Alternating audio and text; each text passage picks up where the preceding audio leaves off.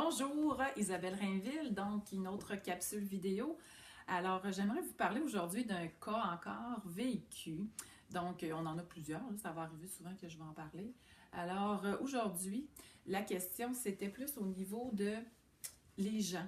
Quand ils me disent, quand j'engage une designer, ils me disent, on analyse les besoins, mais tout ça. Savez-vous que la plupart de mes clients ne le savent pas ce qu'ils veulent? C'est vraiment quand je fais une analyse très approfondie de leurs besoins. Là, je parle surtout des besoins fonctionnels au niveau des budgets. L'esthétique, ça va de soi, là, ça vient par après. Là, je dis tout le temps, c'est le dessert. Parce qu'à la base, là, j'ai un monsieur qui m'appelle. J'ai besoin de toi, Isabelle. Je veux faire un agrandissement de ma maison. On va projeter d'agrandir la cuisine et tout ça. Je suis parfait, j'arrive. Donc, j'arrive là pour un agrandissement. Puis là, il me parle de ses affaires. Puis après avoir analysé un peu ce qu'il me disait, là, j'ai dit, écoutez, monsieur, j'écoute ce que vous me dites, là, mais ça ne marche pas.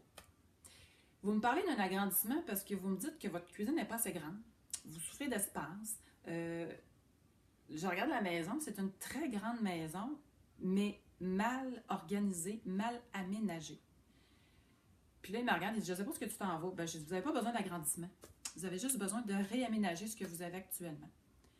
Là, il était content parce que lui, il venait de faire une soumission par un entrepreneur. Ça lui coûtait 75 000 pour faire cet agrandissement-là. Donc, quand j'arrive avec mes propositions, on a réorganisé la cuisine essentiellement, qui était un peu vraiment mal organisée. On a agrandi la cuisine, mais vers l'intérieur. Donc, faire un agrandissement vers en dedans, c'est ce que ça veut dire.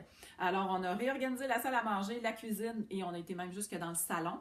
Alors, je peux même vous dire que le projet s'est déroulé un petit peu plus loin. On est même rendu à la salle de bain, la chambre à coucher, la salle d'eau. Alors, on a touché à beaucoup de pièces, là.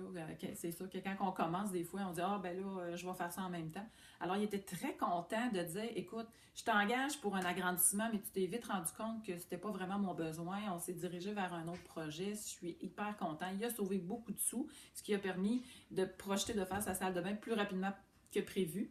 Alors, donc, ça fait partie des bénéfices là, de travailler avec une designer. Puis c'est bien important d'avoir vraiment une belle étude de besoins, très approfondie, puis très personnalisée. Puis soyez franc avec votre designer, pas de cachette, parce que votre projet, il faut que ça soit vraiment vous et non nous.